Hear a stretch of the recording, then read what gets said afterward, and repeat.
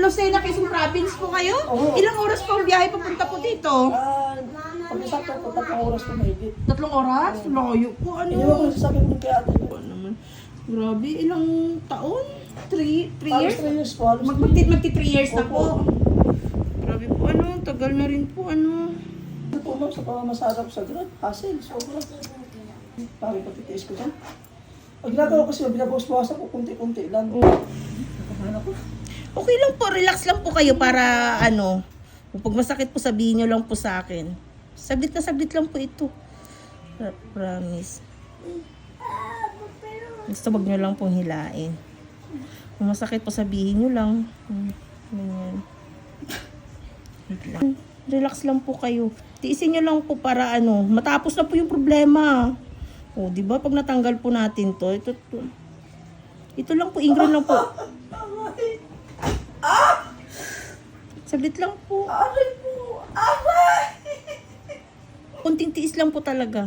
Para gumaling na. Isipin nyo na lang po nagagaling na po ito. Saglit lang po. Sabi lang po Opo, huwag nyo pong hilain. Okay lang po, magsigaw lang po kayo para maibsan po yung... Sige po. Sige lang po. Wala pa po. Wala pa po. Wala pa po. Relax lang po. Yung ano po kasi, yung sakit po agad iniisip nyo eh. Wala pa po akong naano po. Sige po. Wala pa. Wala pa po. Oh, nag-ano pa lang po ako, nagkakapa pa lang ako ng... Siguro kasi sir, takot din sa anesthesia. Oo, sa injection. Okay na po. Okay na po, okay na po. Relax lang, ilipat mo yung isip mo sa Oo. bagay. Para... Oo. Kung ka nakapokus dyan. Relax lang po. Pag dito ka lang muna. Ha? Dito ka lang muna. Para, ano... Para at least nakakausap si Sir. Oo, si boss. Oo. May isa rin kaming client na ganyan na. Oo. Wala pa kayo, hindi yun, iniwa yung laman eh.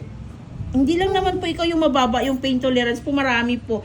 May isang lalaki din po kami kasama na nalinisan dito, napakababa din po ng pain tolerance niya. Relax lang po. Natanggal na, wala na. Opo, opo, hindi niya na po ramdam. Okay na po, ginhawa na po. Magbibis ka na yun.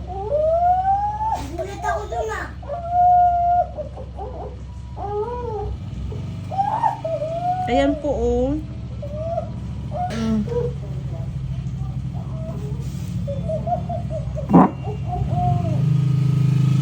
Saglit lang po. Para isahang sa kahit na lang po.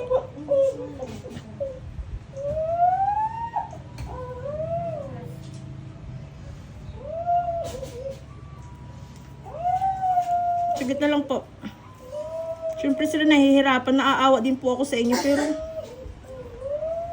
Laki. Sumasabit yan sa sugat. Oo, sa laman. shock. Sorry po. Kunti na lang po.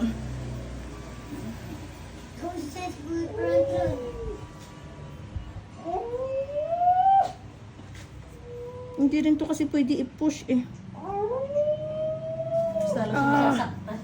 Oo, kung ipupush lang to nang ipupush, Pero mas malaki yung huli, yung pumunta dito yung lalaki, yung nakakotse.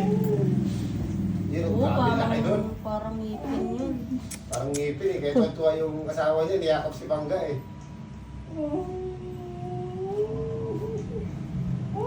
Ayan, okay na po. Parang ngipin oh. Okay na po. Laki! Bumaon oh. Diba? Okay na po. Tira mo sir. Ayan, okay na. Okay na po, wala na po. Walang tagal. Okay na, wala na. Tubig po kayo ulit. Painumin niyo po. Mamaya na. Opo.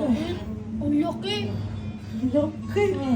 Laki yung nakabaon eh. Kaya sabi nung ano yung nasugat niya pag inihila mo eh. Kaya Diba? masakit. Okay na, galing na po ito. Diba, ang lakas niyo po, promise. Okay lang yan, relax na po kayo, okay na po, wala na po. Gagamutin na lang po natin. Okay na po, hinga po kayo malalim. Sorry po.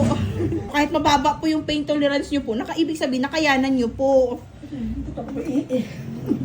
Okay lang po yan, at least okay na po. Ang laki. Okay na, anuhin natin. Oh, diba?